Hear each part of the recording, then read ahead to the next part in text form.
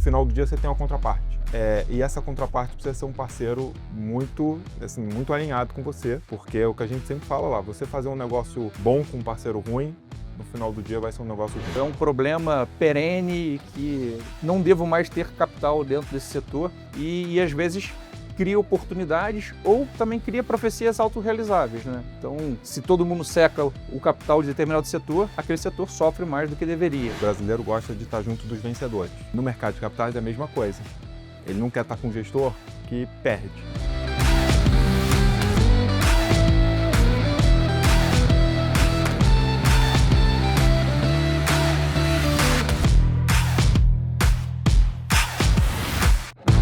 Olá, seja bem-vindo ao Conexões, o podcast que conecta o mercado financeiro à economia real. Eu sou Arthur Carneiro e vou apresentar aqui um pouco sobre empresas, investidores, gestores e empreendedores, aqueles que fazem a economia girar e o Brasil crescer. Se conecte com a gente e entenda por que as conexões aceleram os investimentos. Hoje eu vou ter a oportunidade de conversar aqui com meu amigo, longa data, já fizemos bastante coisa junto, o Bruno Spielberg, Head de Crédito da Vinci Partners, e entender um pouquinho mais dos bastidores dessa grande gestora que saiu lá de dentro do time em que a gente trabalhava em conjunto há muito tempo atrás, lá no antigo Pactual. Bruno, obrigado aí por aceitar o convite, encontrar com a gente. Prazer é todo meu, estar aqui numa sexta-feira, à tarde em São Paulo, mas feliz de estar aqui. Para um carioca dói. Esse tempo nublado aqui não é fácil. Boa. Mas, aproveitei que você estava aqui em São Paulo e deu muito certo. Bruno, vocês acabaram de fazer várias aquisições, trouxeram times importantes, vários deles também egressos lá do banco. Como é que está esse ecossistema com grupos diferentes, complementares, SPS, Compass, a Mavi? Você tem bastante gente ali diferente e com um olhar complementar. Como é que é hoje em dia lá na Vinci com esse grupo todo? Perfeito. Bom, essa história toda começou quando a Vinci fez o IPO, né? A Vinci foi uma das pioneiras em fazer a listagem das ações na Nasdaq, que é um dos, enfim, mais altos níveis aí de governança corporativa e acesso aos investidores internacionais.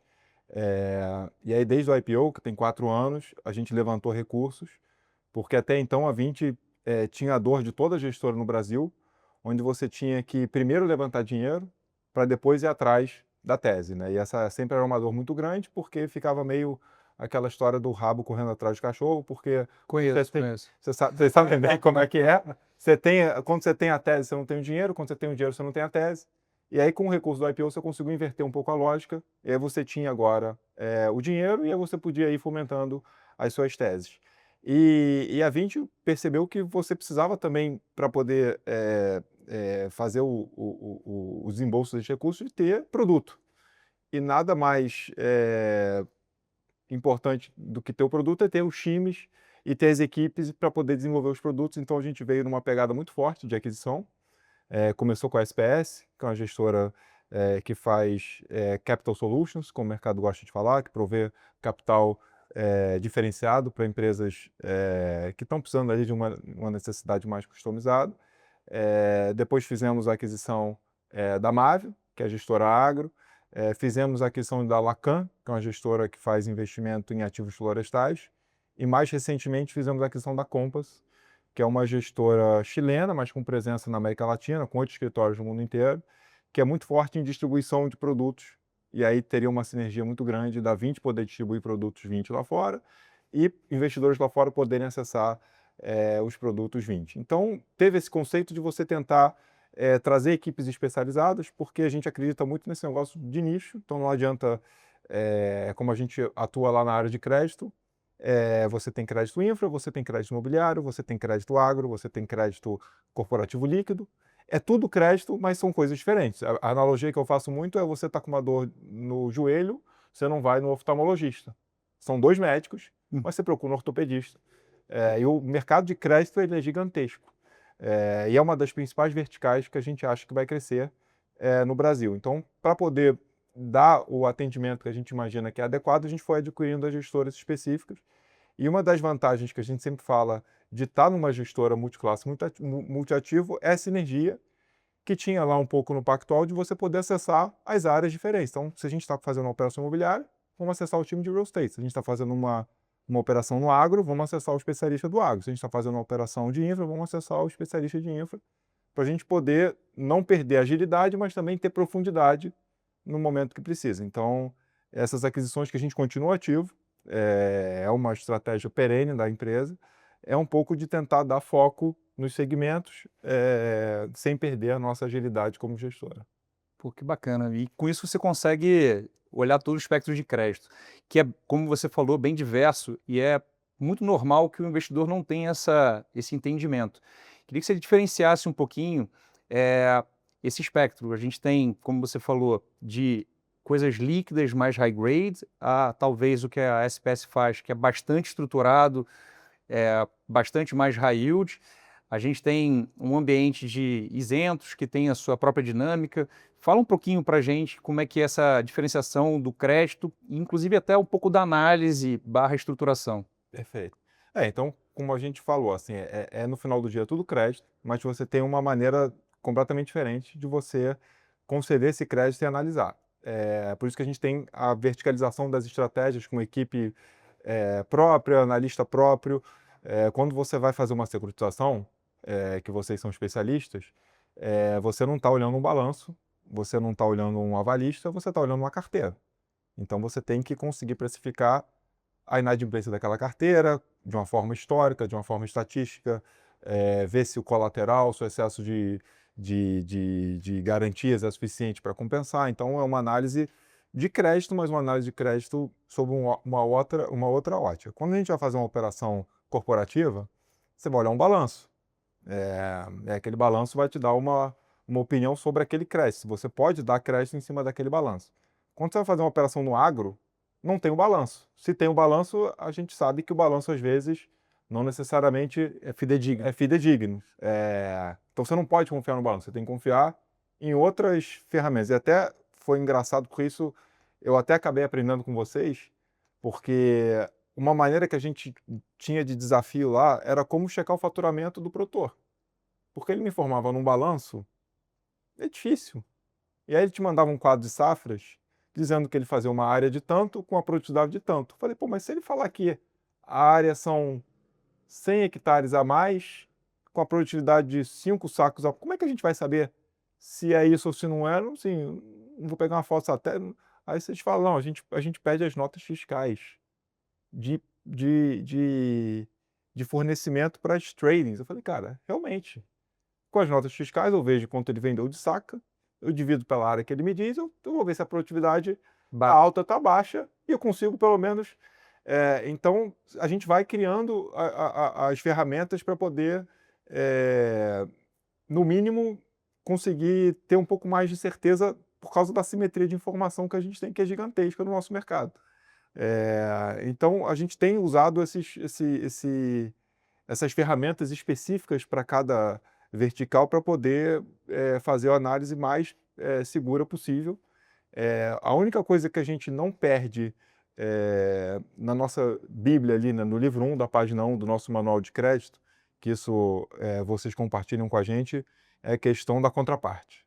Porque isso, independente se é crédito agro, infra, imobiliário, líquido, estruturado, no final do dia você tem uma contraparte. E essa contraparte precisa ser um parceiro muito, assim, muito alinhado com você, porque é o que a gente sempre fala lá, você fazer um negócio bom com um parceiro ruim, no final do dia vai ser um negócio ruim. Não tem outra... Esse ali é o nosso, assim, tanto que o nosso trabalho hoje de crédito é muito de RH, de ficar tentando ler a pessoa, Achar o caráter. achar o caráter. E isso fica cada vez mais evidente, até com os casos recentes que aconteceram, de como o caráter é a coisa mais importante. Então, isso é o nosso livro 1, página 1, e aí depois você vai para as especificidades de cada caso. E é difícil, né? Porque é meio intangível. Você olhar o balanço é uma coisa bem pragmática, a gente está acostumado no mercado a analisar, ir a fundo, achar os pontos-chave, mas o RH, né, como você colocou, você ir lá, tentar descobrir, entender qual é a visão daquela pessoa, se aquela pessoa tem algum aspecto que pode gerar problema, e às vezes é algo meio intangível, não, eu estou sentindo que tem algo estranho aqui, é melhor eu não fazer. Apesar da matemática, do que está tangível ali, mostrar o contrário, você tem que tomar uma atitude de, cara, não vou. É complexo, é diferente, né? E gera resultado. Gera resultado e num primeiro momento, talvez você fica sendo taxado de conservador demais, porque o mercado todo está fazendo aquilo e está ignorando, e o problema não aparece rápido, mas você tem que realmente se ater ali ao que você acredita. Não é que vai dar errado, mas é só filosoficamente para você não faz sentido e está tudo certo. Não seguir, acho que o cabelo branco ajuda para você ter um pouco mais desse feeling, né? Que saber quando que o negócio não está fazendo muito sentido. Você não vai acertar todas, o negócio é tentar acertar um pouco mais do que errar e seguir essa orientação de fazer o cheque reputacional, não só seu, mas também de se ligar, né? A gente se fala, pô, já operou com fulano? Já, é bom? Ah, é bom, deu aqui, funcionou, não funcionou? E pegar esses históricos ajudam bastante. Você falou uma coisa muito importante que para o mercado de capitais é novo, mas para crédito é quase natural, né? Então você pega o Itaú, ele tem provisão de default. Você pega o Bradesco, a mesma coisa. Os grandes bancos todos que fazem crédito de uma forma muito ampla, provisionam ali um pedacinho para algum tipo de problema. E a gente sabe que isso é natural e a gente sabe que no final é normal você ter um resultado apesar disso. Mas para o mercado de capitais, cada notícia que aparece daquele... Como é que você enxerga o crédito? Como é que você enxerga isso? E como é que você lida com os seus investidores nesse ambiente talvez ainda um pouco imaturo do lado do investidor? Esse realmente é uma questão educacional. Eu acho que o mercado já melhorou muito. Pegar os últimos 3 anos, o que aconteceu em Americanas e o que tem acontecido nos últimos eventos mais recentes, acho que é um grande aprendizado. Uhum. Acho que quando teve o problema da Americanas, ninguém foi correndo no Bradesco sacar o CDB, porque o Bradesco tinha a maior exposição individual no crédito. Todo mundo sabia, não, o Bradesco tem provisão, tem balanço, tem patrimônio líquido, ele vai, com o resultado dele, vai pagar esse negócio, e meu CDB não está em risco, e não estava mesmo, e a vida seguiu.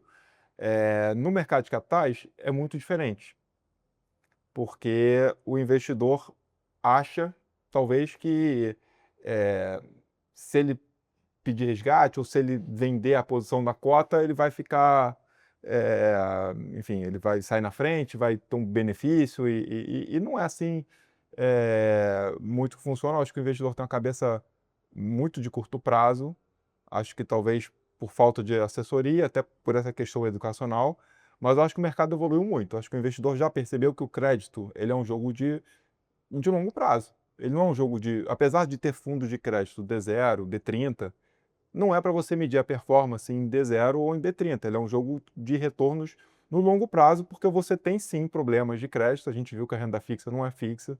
Uhum. Mas o trabalho do gestor é um pouco esse, que é um trabalho que vocês fazem muito bem, de fazer o acompanhamento do crédito. E se por acaso der algum problema, você tem uma posição que está bem dosada dentro do fundo, mas as operações contam com garantias que vão ser usadas no cenário de estresse. Ninguém dá crédito por causa da garantia, mas a garantia é uma boa proteção no cenário de downside.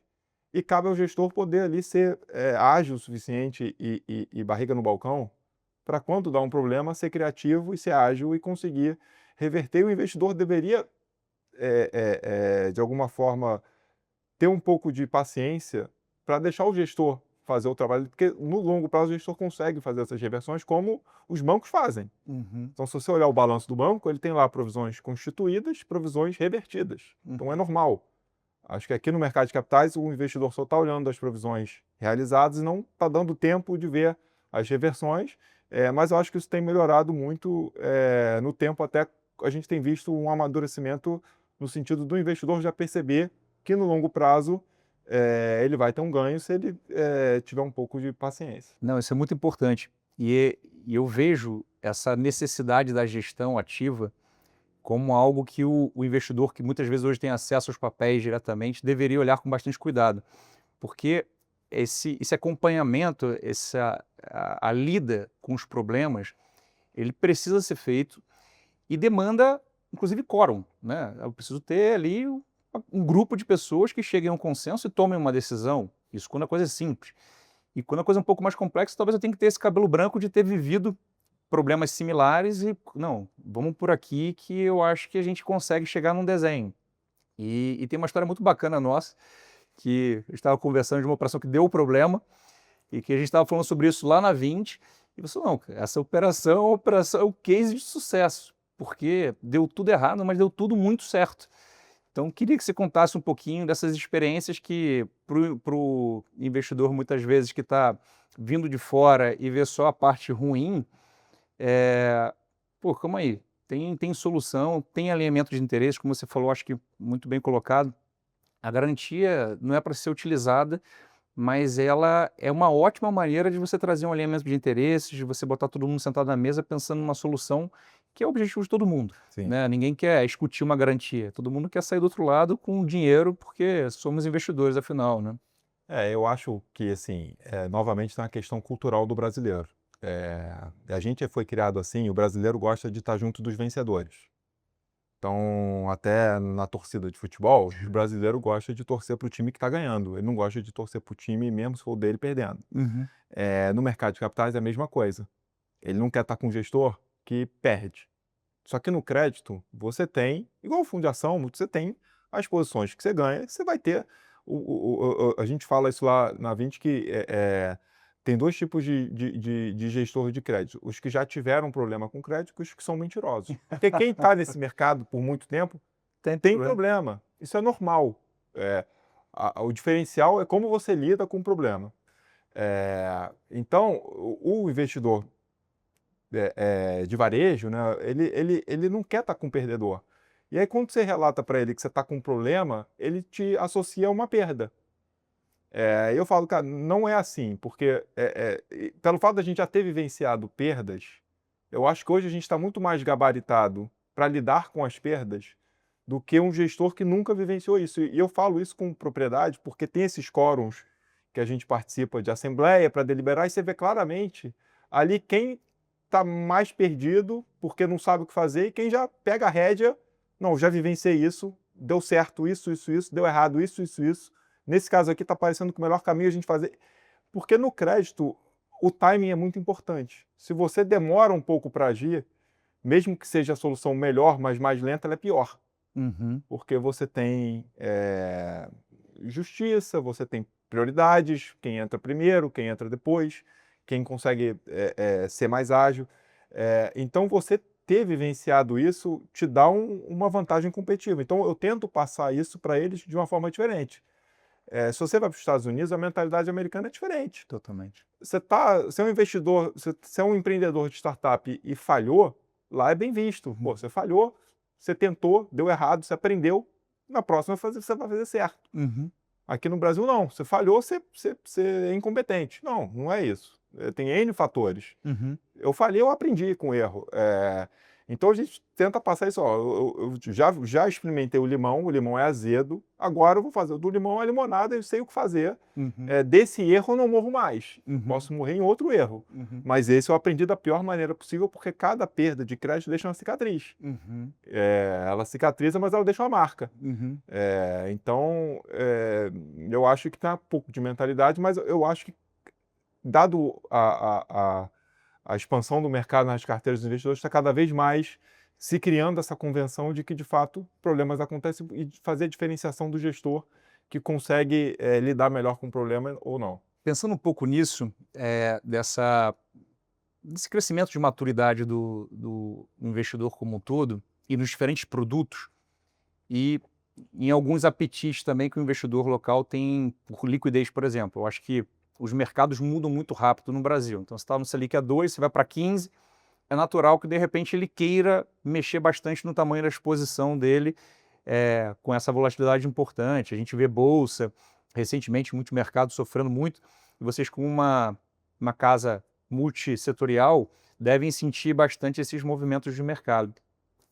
será que para que a gente possa evoluir do lado de gestão, trazendo liquidez e ao mesmo tempo serenidade para o gestor, a gente não deveria privilegiar determinados tipos de instrumento? Quais seriam eles e o que falta para a gente poder avançar neles? Sem dúvida. Eu acho que o investidor brasileiro, novamente, ele está avançando muito na parte educacional, mas ele ainda tem alguns vícios. É, Quais são os vícios? Eu acho que no crédito você tem que olhar sobre o prisma de risco, retorno e liquidez. O investidor brasileiro, ele ainda é viciado em achar que você consegue ter um ativo com retorno, baixo risco e alta liquidez, que são os fundos de crédito ou fundos de renda fixa D0, ou D baixo, que tem performado super bem, e aí cria uma distorção até para você poder justificar o investidor aí para um passivo de mais longo prazo, porque eu realmente acredito que quanto mais estruturado você faz o teu tipo de operação, você deveria ter um prazo de passivo mais longo para poder casar, para não ter um risco de descasamento. Eu acho que isso está ganhando espaço, mas você ainda tem um pouco do ranço de você conseguir atender o desejo do investidor de ter um produto de curtíssimo prazo gerando um retorno que para ele é interessante. E vai também de encontro com o que você falou do Brasil, que as coisas são muito dinâmicas. E eu acho que o investidor também tem dificuldade de fazer decisões de investimento de longo prazo. Dele entrar num passivo que ele vai ficar X anos sem liquidez, porque se você pegar a carteira dos investidores, eu acho que a minoria precisa ter liquidez imediata, mas ele quer ter a sensação de liquidez. Ele não quer ter a liquidez em si. Isso acaba prejudicando um pouco o trabalho do gestor, porque você vai se preparar para o pior cenário para ter essa liquidez. E aí isso acaba ferindo um pouco a tua capacidade de geração de alfa, porque a geração de alfa no crédito também está no prazo, de ter essa flexibilidade de poder alongar. Eu acho realmente que a gente vai ter no Brasil em algum momento algumas estratégias mais híbridas, que já tem até lá fora, de você poder ter um produto ilíquido, mas com liquidez para quem precisa. Então, fazer lá janelas de resgate, você pode resgatar um pouquinho a cada trimestre, os gates, para quem quer ter essa sensação de liquidez, funciona. Dá para o gestor a tranquilidade de poder fazer o trabalho dele de longo prazo. Se precisar renegociar alguma operação, ele tem prazo para dar. Então, melhora até a recuperabilidade do seu crédito, porque você tem mais flexibilidade. Os isentos, de alguma forma, têm ido para esse caminho, porque são investimentos de longo prazo. Acho que é um grande avanço. Falta, acho que talvez nos produtos não isentos, nos FDICs, nas debêntures não isentas, você também ter esse conceito, porque esse mercado está muito atrelado ao líquido, mas você tem uma parte líquida desse mercado não isento que você consegue também ter bastante geração de alfa ali no prazo adequado. A gente explorou muito isso e a gente viu que o listado talvez fosse uma grande solução para você ter estabilidade de passivo, que os isentos possuem, mas aí quero entrar depois nesses pontos, e ao mesmo tempo trazer isso para outros setores. E é possível. A gente desenhou um fundo multimercado à época, agora a regulação mudou, os FDICs mudaram, etc., mas que é possível você listar um multimercado, e o Bradesco, a Bram, fez um. A gente tentou fazer, mas teve as suas dificuldades de captar, explicar o que era aquela coisa meio híbrida, mas é um caminho. E dentro dos listados que já estão consolidados e tem algum mercado, a gente tem já as suas dificuldades, né? A gente estava comentando aqui, pô, é bem bacana, porque em D2 eu tenho liquidez, o gestor tem a perenidade e a tranquilidade do passivo para poder fazer os investimentos, eventualmente até entrando em momentos meio de contrafluxo, né? Onde que a gente pode explorar mais à frente, podem surgir as melhores oportunidades, mas tem muitos desafios, mesmo dentro do entendimento do investidor sobre esses listados. Como é que é isso, essa dinâmica que, eu quero, como você falou, eu quero tudo de melhor, mas de repente o listado traz a liquidez, mas traz muita vol, e como é que na sua visão esse ponto de maturidade para talvez um instrumento que seria ótimo para o investidor ter a liquidez, mas ao mesmo tempo o gestor ter a preservação de capital, ou poder gerar alfa que essa dinâmica do listado traz, né?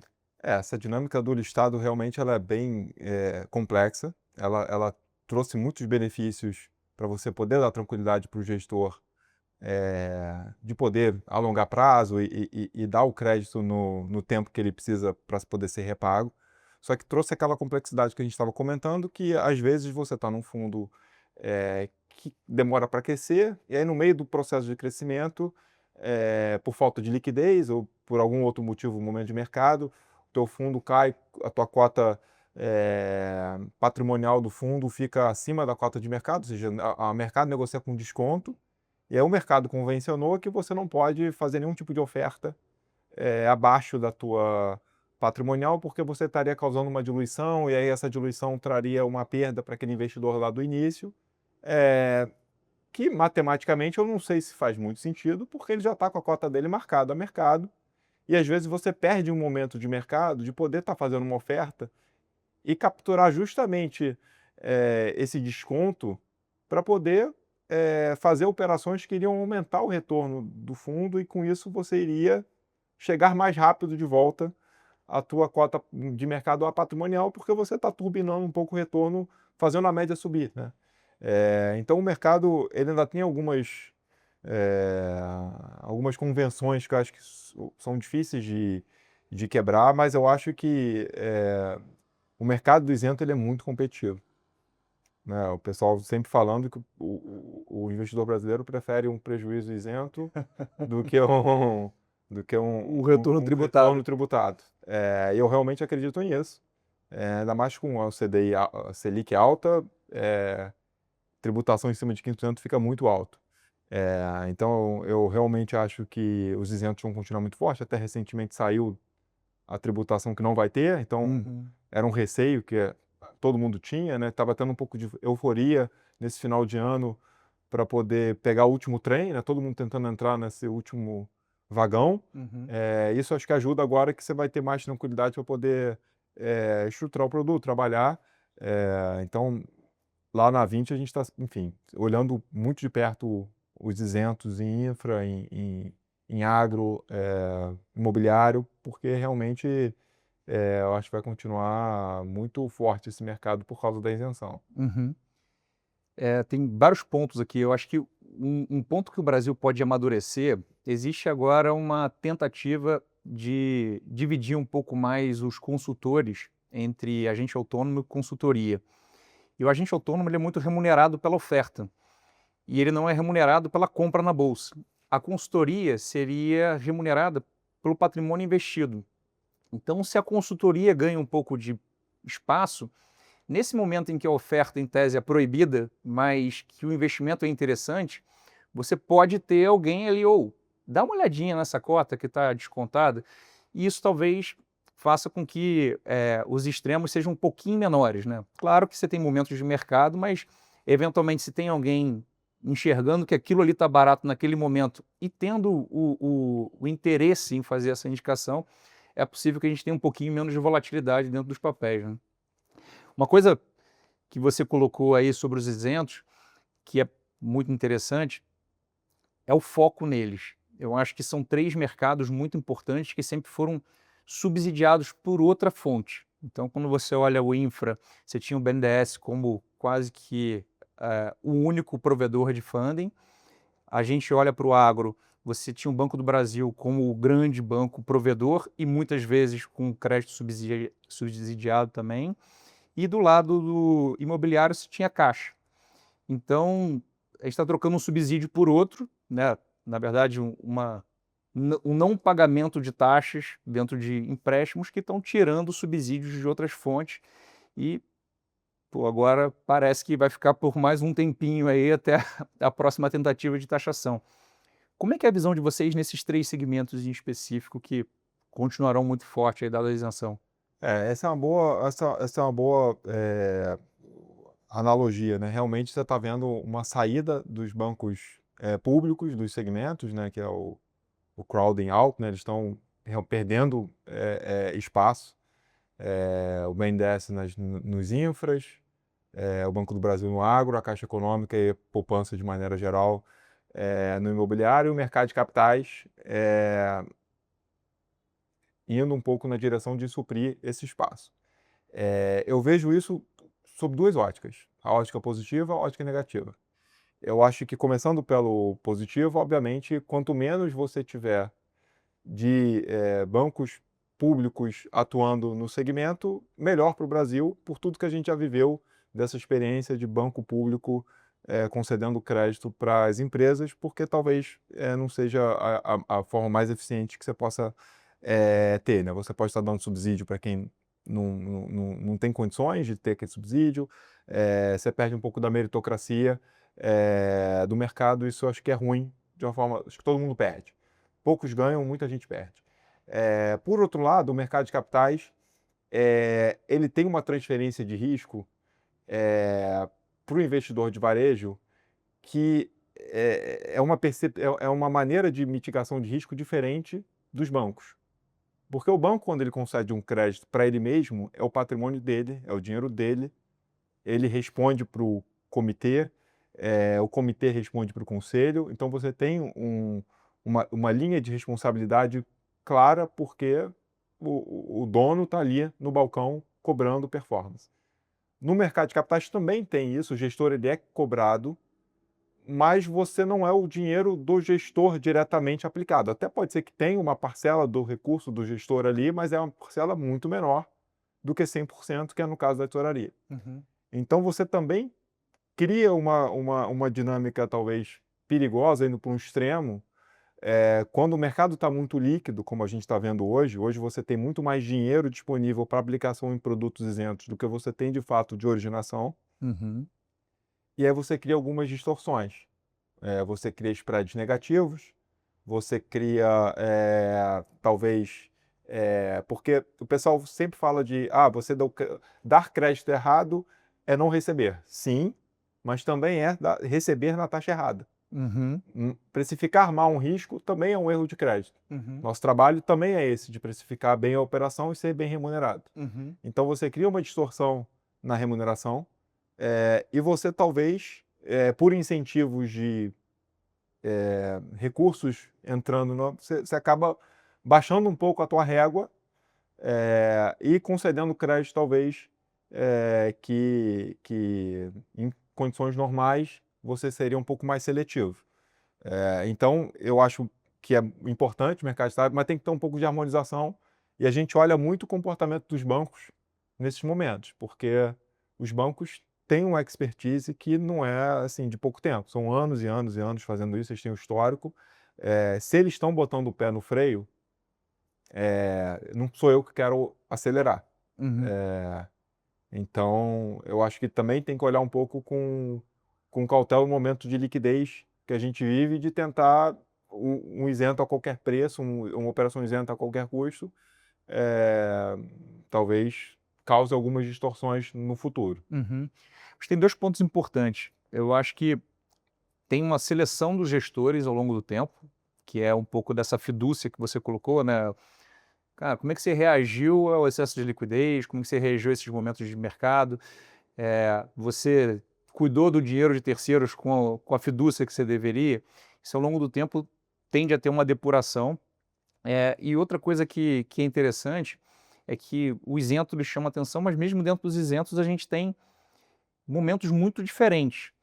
Eu digo que o mercado de capitais, ele ficou muito pendular. Você sai da excitação, daquele momento em que aquele mercado é o melhor do mundo e aí você tem excesso de capital, você tem spreads negativos e um monte de coisas um pouco distorcidas que acabam se criando, né? Eventualmente estruturas mais flexíveis do que as ideais. E de repente você tem um outro lado em que o mercado, por ter se machucado com algum evento, acho que aquilo ali é radioativo, é um problema perene que não devo mais ter capital dentro desse setor e às vezes cria oportunidades ou também cria profecias autorrealizáveis, né? Então, se todo mundo seca o capital de determinado setor, aquele setor sofre mais do que deveria. Dentro dessas 3 linhas, como é que você enxerga as oportunidades e os desafios de cada uma delas? Perfeito. A gente estava até conversando sobre isso antes, a gente, enfim, pelo menos lá a gente tem uma visão um pouco, assim, até a filosofia lá da Vinci, e uma coisa que o Alessandro, que é o CEO, sempre fala, que, assim, a gente não quer ser o Yahoo. A gente não quer ser o primeiro a fazer alguma coisa. A gente quer ser o segundo. O Google foi melhor que foi o segundo, aprendeu, viu. Poderia nem ter existido se o primeiro tivesse dado muito certo, mas a gente gosta de, talvez, deixar... Não sou aquele cara que vai desbravar lá. Até se comprovar para depois entrar. Isso, não vai ser aquele cara da picada lá com o facão desbravando, mas a gente vai tentar ser o segundo ou terceiro atrás, depois que alguém foi, para ser um pouco mais assertivo. Então, quando a gente vê um momento de mercado pendular, que eu concordo também que hoje a gente está para o extremo desse pêndulo de liquidez e tal, a gente tenta ser um pouco mais, tentar não surfar tanta onda. A gente, sem querer parecer arrogante, a gente consegue se dar o luxo de ficar um pouco de fora do negócio, porque a gente é uma gestora que está bem estabelecida, assim, a gente não está atrás de AUM a qualquer custo, a gente não precisa captar a qualquer preço, porque, enfim, a gente consegue ser um pouco mais seletivo. Então, toda vez que o mercado vai para um lado ou para o outro, a gente tenta ficar ali no meio do caminho, para não errar muito, mas também se acertar, não vai acertar muito, até porque no crédito você não tem essa simetria de deu certo, você vai ganhar muito. Não, deu certo, você vai só receber o que você achou que ia receber, deu errado, você perde muito. Então, a gente tenta ali ser o jogo da regularidade, da consistência. Na analogia da Fórmula 1, não adianta tentar chegar em primeiro, porque quem chega em primeiro pode derrapar, pode não derrapar e chegar em primeiro mesmo, mas tem um risco de derrapar maior do que se você tentar ali ficar no meio. Então, quando tem esses movimentos de excesso de liquidez, a gente está vendo isso nos infras, no próprio estruturado, cota de FDIC virou o ativo tão valioso quanto o ouro ou Bitcoin. Todo mundo quer comprar cota sênior de FDIC. Então você vê um pouco os spreads caindo, e ali mais erro de precificação do que erro com problema de crédito, então, mas também é um problema. Então a gente prefere ser um pouco mais cauteloso para tentar, enfim, como eu comentei, não tentar se acertar, não vai acertar muito, se errar, não vai errar muito, tentar ficar ali na regularidade, porque esse jogo é um jogo, maratona, é longo prazo, é consistência, regularidade. A gente acha que isso que vai ser premiado, e está sendo, né, nessa seleção dos gestores pelos investidores. Bruno, você falou de cabelo branco e a gente tem várias experiências que vão, como você falou, criando cicatrizes, e a gente aprende muito com isso. Queria que você passasse por alguns casos, algumas experiências que geraram essas cicatrizes para aproveitar e eu, de repente, sem as cicatrizes, aprender. Não, não, tem algumas até que a gente vivenciou junto. A gente fala lá que nem sempre que você foge do manual dá problema, mas sempre que dá problema quando você vai ver, Fugir do manual. do manual. E aí tem algumas regras do manual. A regra do manual do caráter, ela é a primeira. Então essa você tem que fazer.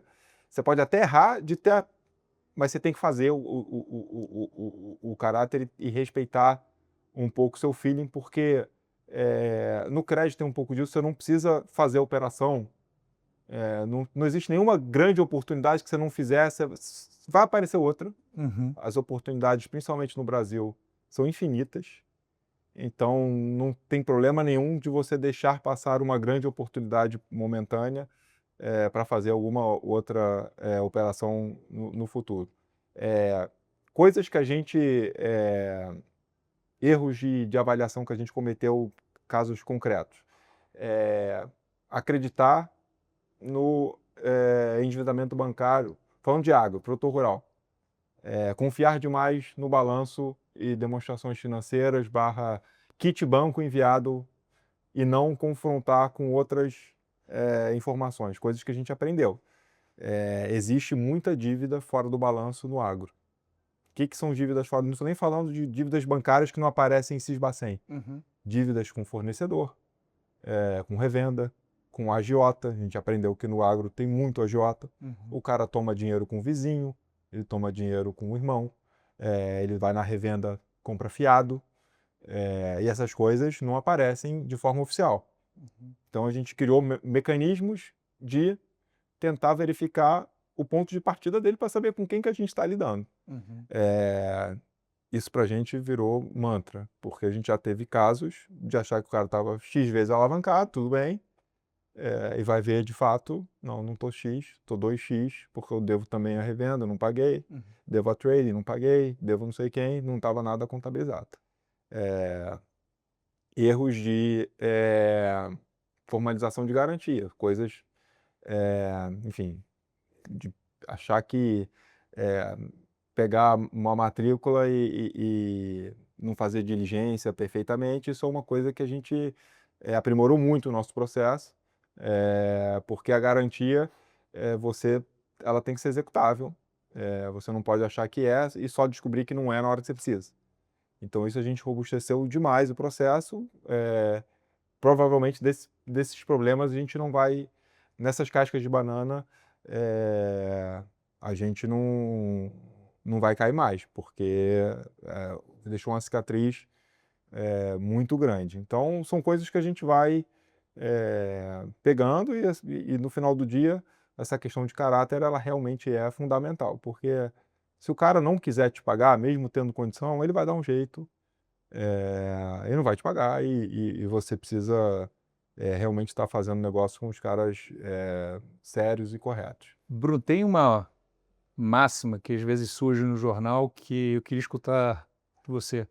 Selic alta é bom para o rentista? Olha, eu acho que é aquela história, Selic num patamar razoável é bom para o rentista. Alta demais, ela é ruim para todo mundo. Então, assim, você quer emprestar dinheiro para o governo a 15% ao ano? Quero.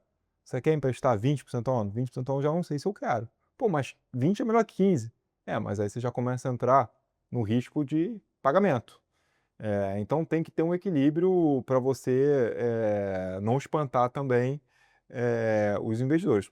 Assim, sem dúvida nenhuma, Selic a 15 espanta qualquer tipo de investimento que você vai fazer que não seja investimento financeiro. Porque você hoje no Brasil, negócio lícito, que paga os impostos, paga a folha de funcionários, paga as contas em dia e ganha uma margem de lucro acima de 15%, são muito poucos. Então você, sem dúvida nenhuma, tem um incentivo a só procurar investimentos financeiros. Para o empresário, a Selic machuca demais. A grande vantagem no Brasil é que o empresário que está no mercado há mais de 20 anos já lidou com Selic de 2, de 15, de 10, ele está acostumado, já virou meio que um custo operacional ali. Então, eu acho que tem que olhar Selic, tem que olhar juro real. Acho que o juro real machuca mais do que a Selic. Hoje a gente está com o juro real muito alto, então isso aí tem machucado demais, porque você não está conseguindo repassar isso para ninguém. Mas eu acho que as perspectivas, pelo menos do que a gente lê dos economistas, é que as coisas vão melhorar aí no final do ano, começo de 2026, e vai vir um ambiente um pouco mais favorável. Tomara. Aqui no Brasil é sempre difícil apostar nesses cenários muito claros e Eu perco maravilhosos. todas as apostas nos juros, então eu não posso falar muito. Eu, como empreendedor, também estou excessivamente otimista quando olho para o futuro. Você falou de FDIC, e o FDIC, de fato, entraram na moda e é um instrumento e dá para fazer tudo dentro de FDIC. Como é que é a leitura de vocês? Onde estão as oportunidades? O que vale a pena e onde que podem, talvez, estarem ocorrendo excessos? A gente já mexe com FDIC lá há muitos anos, e sempre foi meio que um oásis no meio do deserto. Porque se você olhar o histórico de retorno de cota de FDIC, você sempre conseguiu gerar um alfa acima de qualquer classe, totalmente descorrelacionado. Então, ajuda na diversificação, com nível de proteção e de risco, assim, fantástico. O mercado demorou um pouco a entender e reagir, que de certa forma era bom para quem estava nesse mercado, porque a gente surfava meio que sozinho nesse oásis, né? E de um tempo para cá, o mercado começou a desbravar essas classes. Tem agora os FDICs isentos, que são os FDICs fiagros, teve a mudança de regulação que trouxe isenção de comicotas, isso aí trouxe muito investidor para olhar o produto, porque tem um benefício tributário, novamente tem esse incentivo de não pagar ou diferir imposto, e aí se começa a criar os excessos, como tudo. O que são os excessos? Hoje em dia, toda operação que alguém traz de originação para você, ela termina a frase, e se quiser, a gente pode encapsular a sua operação no FDIC. Então, você já vê que, assim, quando o instrumento vira mais importante do que a operação, você fala, não, peraí, o FDIC tem uma razão de ser. Uhum. Tem uma cota subordinada que é para proteger uma inadimplência estatística, porque se é um risco não estatístico, um risco binário, a cota subordinada deixa de fazer sentido. Então, assim, isso começa a criar na gente essas cautelas que a gente comentou. A gente consegue já, por estar muito tempo no mercado, ter algumas barreiras de entrada e alguns FDICs que a gente já faz coisa há muito tempo, e ele sabe como é que o mercado funciona, que é pendular. Então ele fala, não, eu estou aqui com o meu mercado, eu não preciso achar mais ninguém, e a gente consegue manter essa barreira de entrada. Mas tem outros que é transacional, o cara quer dinheiro mais barato e ele aceita. Só que o FDIC ele é um organismo vivo, não é um TVM que você bota o dinheiro e no vencimento você quer... Tem que ter assembleia, tem acompanhamento, as coisas mudam, a gente está no Brasil, não está na Suíça nem na Dinamarca, e você precisa ter flexibilidade, gestão para poder entender o que dá para fazer, o que não dá para fazer. Então, a gente está um pouco de olho nessa movimentação muito forte, principalmente de grandes bancos, grandes assets, comprando cota a taxas. Para te dar uma ideia, o consignado FGTS, que era uma classe que a gente apostou desde o começo, compramos cota sênior a CDI mais 4, agora está saindo a CDI mais 1. É o mesmo risco, não mudou absolutamente nada, não teve nenhuma mudança regulatória. Pelo contrário, a Selic subiu, e a Selic subia atrapalha, porque é uma operação pré-fixada. Então, se você fosse botar na escala de risco, o risco aumentou um pouco, porque você tem um risco maior de descasamento e a taxa caiu. Então, essas distorções. Então, o nosso trabalho é achar outras teses para a gente se reinventar, para conseguir manter o nível de alfa que a gente quer entregar para o investidor. E o Brasil é muito grande, tem muita oportunidade, mas também não dá para achar que tudo dá para virar FDIC. Então, a gente fica nesse cabo de guerra aqui eterno para poder achar as oportunidades. E olhando para frente, o que você vê que, como você falou, acho que tem tudo para ser feito no Brasil, muita grama alta, oportunidade não falta, mas essa liquidez que tem vindo de uma maneira mais rápida do que o mercado talvez estivesse preparado, muitas vezes faz com que essa compressão de taxa seja muito relevante. Onde estão essas oportunidades e que talvez se estejam investindo mais esforços para, calma aí, talvez aqui não esteja tão aquecido, mas daqui a pouco o mercado vai enxergar e até lá eu já estou consolidado, já peguei esse funding que eu capturei lá via o IPO e consegui começar uma estratégia que o mercado ainda não viu. Então, o que a gente tem olhado lá que pode ser que vire alguma oportunidade? Se você olhar hoje o mercado de maneira geral, não as gestoras, mas os bancos e as empresas, elas estão caminhando para um modelo de eficiência financeira e operacional. O que significa isso? Estão tentando otimizar a estrutura de capital.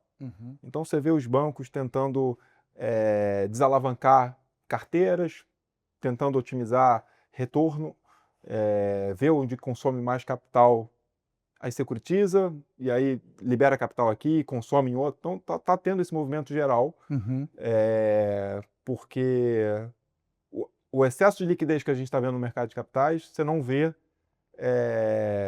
nas empresas, né? As empresas alavancadas, com CDI alto, os bancos com excesso de liquidez, mas tentando otimizar para continuar rentável, para bater o CDI, que é difícil. Então, quando se estipulou agora essa questão da tributação dos dividendos, as empresas que são de dono, que são a maioria das empresas no Brasil, não estou falando das empresas listadas, que essas empresas já são eficientes do ponto de vista de alocação de capital e de estrutura de capital, mas as empresas de dono não são ainda, por falta de tempo, de foco, de conhecimento. E agora você vai ter uma tributação de dividendo, e você consegue fazer algumas estruturas via FDIC para tentar otimizar essa eficiência tributária. Então, em vez de você pagar dividendos na sua empresa, você pode fazer um FDIC. O FDIC tem um custo financeiro, esse custo financeiro ele é dedutível de imposto de renda, Uhum. então você abate tua base tributável, você abate teu lucro distribuível, e você consegue remunerar, enfim, o dono da empresa de alguma forma, para ele poder ter um planejamento tributário, e você poder otimizar a estrutura de capital da empresa. Isso é uma coisa que os bancos estão procurando fazer. Uhum. Isso eu acho que é uma coisa que a gente vai, eu imagino que vai crescer muito. Uhum. Você tentar bolar soluções de FDIC para empresas pensando num planejamento sucessório, tributário, Uhum. de eficiência de capital, onde você consegue alocar uma cota sênior, uma cota júnior, junto com o acionista da empresa para ter um alinhamento. E aí fazer uma operação de desconto de duplicata, fazer uma operação de antecipação de fornecedor, fazer alguma operação financeira que a empresa precisa, porque tem um capital de giro, e a gente pode prover essa solução visando uma otimização não só financeira, mas tributária, sucessória, porque se você for olhar o mercado hoje que já existe, o mercado consignado, FGTS, consignado privado, que agora virou a nova onda, o mercado já está muito rápido hoje, o mercado arbitra. Uhum. Não tem mais aquele curva de aprendizado que levava às vezes um ano. No próprio FGTS levou, sei lá, pelo menos um ano para você chegar no produto como ele é hoje. Uhum. No consignado privado, ele já convergiu em 2 meses para o produto, assim, já está muito perto do que ele deveria ser. Uhum. Então você já fica um pouco tentando já buscar a próxima onda. A gente acha que ali você consegue ter uma, uma boa relação risco-retorno, olhando para eficiências de capital em empresas. Concordo bastante com você e eu acho que essa grama alta começa a ser suprida pelos próprios empresários, porque ele começa pensando na eficiência dele e daqui a pouco ele vai começar a ver o meio ambiente no entorno. Então, calma aí, pô, esse fornecedor aqui precisa de capital, esse cliente aqui de repente precisa de um desconto e por aí vai. E quando você vê ali, você tem um multiplicador e o mercado de capitais começa a irrigar uma micro-região que aquele empreendedor começou tudo com uma visão meio de otimização de capital, né? De Exato. tributário. Exato. E aí, quando você se umbilica com esse empresário, você defendeu ali a tua base, assim, você está mais protegido do que fazer uma operação de debênture com ele, que ele amanhã pode alguma outra pessoa oferecer uma debênture igual, mais longa, mais barata, e ele fala, pô, obrigado, Bruno e Arthur, agora eu arrumei o Zé e o João e eu vou seguir com eles. Aí você perdeu aquele tempo todo da estruturação, do educacional com ele para alguém, e dessa maneira você consegue se umbilicar com ele de uma forma mais perene, né? Que você busca se juntar com os caras bons por mais tempo. E tem uma outra coisa que a gente falou bastante aqui, que você acaba absorvendo sem querer, que é essa leitura do caráter. Então, aquele empresário, naquele meio ambiente que ele está, ele conhece muitas pessoas, ele sabe fazer esse filtro do caráter com muito mais qualidade que a gente preso aqui na Faria Lima. Então, e você lá no Leblon. Então, eu acho que tem um pouco dessa sinergia, né? Você, pô, calma aí, eu comecei tudo por um motivo tributário, mas isso aqui é um produto relevante e o próprio empresário começa a enxergar como, calma aí, dá para eu ganhar dinheiro dentro desse meu ambiente que eu tô e as coisas ali criarem uma sinergia que é muito benéfica para todo mundo, né? Sim, com certeza. Isso foi até um ponto, resgatando aquela pergunta dos erros e acertos, né? Porque esse ponto que você comentou é bem verdade. Porque quando começou essa febre do agro, pelo menos o speech de venda que o pessoal usava muito era que o agro era desabastecido de soluções de capital.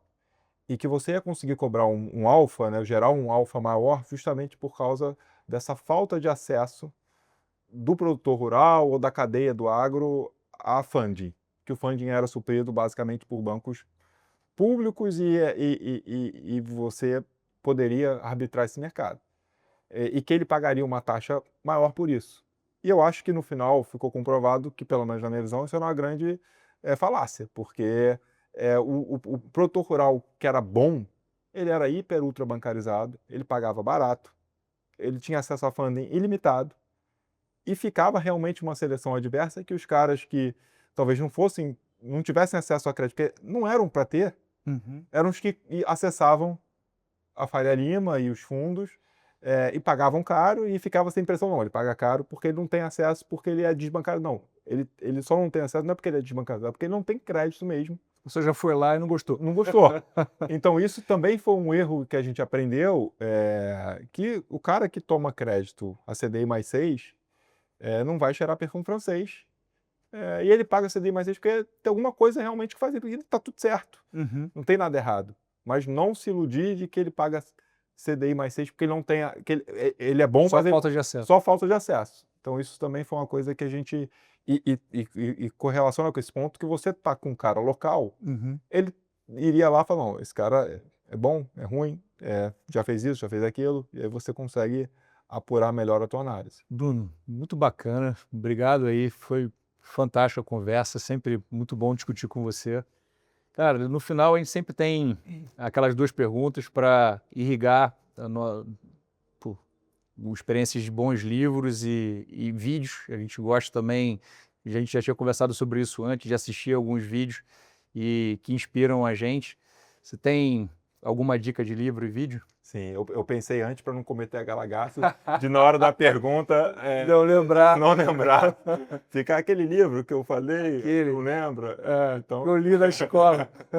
Dom Casmurro. Aquele que eu tô lendo, você leu também? Acho que, então...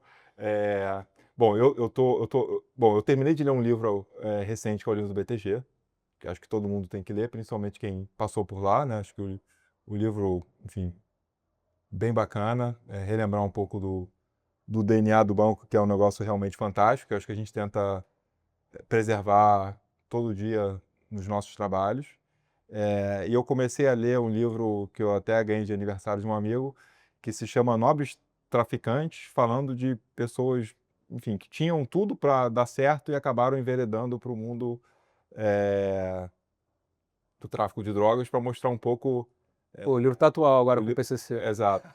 E sim, para quem tem filho, que educa ali, fica sempre naquela, onde é que eu errei, o que eu tenho que fazer para não errar. Então, realmente, nas histórias ali bem interessantes de pessoas normais que acabaram, enfim, enveredando aí para o mundo do crime. E de filme, eu te falei, né, esse filme que eu vi recentemente, a gente estava discutindo no almoço lá na 20, que é 12 Homens e uma Sentença, é um filmaço, filme antigo, que ele fala numa situação de um cara que está no julgamento por homicídio, e aí o júri vai a júri popular e os 11 júris acham que ele é condenado, se ele for condenado ele vai ser morto. E um cara, na dúvida, não sabe se ele é culpado ou não, propõe só discutir por 2 horas ali, e aí eu não vou contar o final do filme para não dar spoiler, mas tem um pouco a ver com essa nossa dia a dia aqui, do crédito de, acho que, contestar o status quo, duvidar de tudo, na dúvida, duvida, não acreditar, as coisas, enfim, infelizmente tem uma assimetria grande, e acho que tem a ver um pouco com o nosso perfil aqui de contestar, duvidar, ir contra um pouco a maré. É difícil, mas no final pode ser que você esteja certo mesmo, o mercado erra. Então ser fiel aí, tomar novas convicções e desafiar o status quo, duvidar, investigar o máximo que puder. O livro do BTG eu recebi várias recomendações, eu estou bem na dúvida, porque eu estou naquele sentimento de, cara, eu já vi o filme, eu vou ler o livro. O livro é melhor que o filme? Eu não sei, eu já estava lá dentro, eu vivi boa parte, mas tô curioso para ver. De repente eu vou ter que ler para poder comparar os dois. Obrigado aí mais uma vez. Obrigado pelo convite, Arthur, um prazer estar aqui com vocês e tamo junto aí. Prazer é todo meu, cara, sempre aprendo um monte. E você que nos acompanhou até aqui, curtiu o episódio, acesse a nossa página, veja os próximos capítulos, compartilhe. Muito obrigado pela atenção e até a próxima.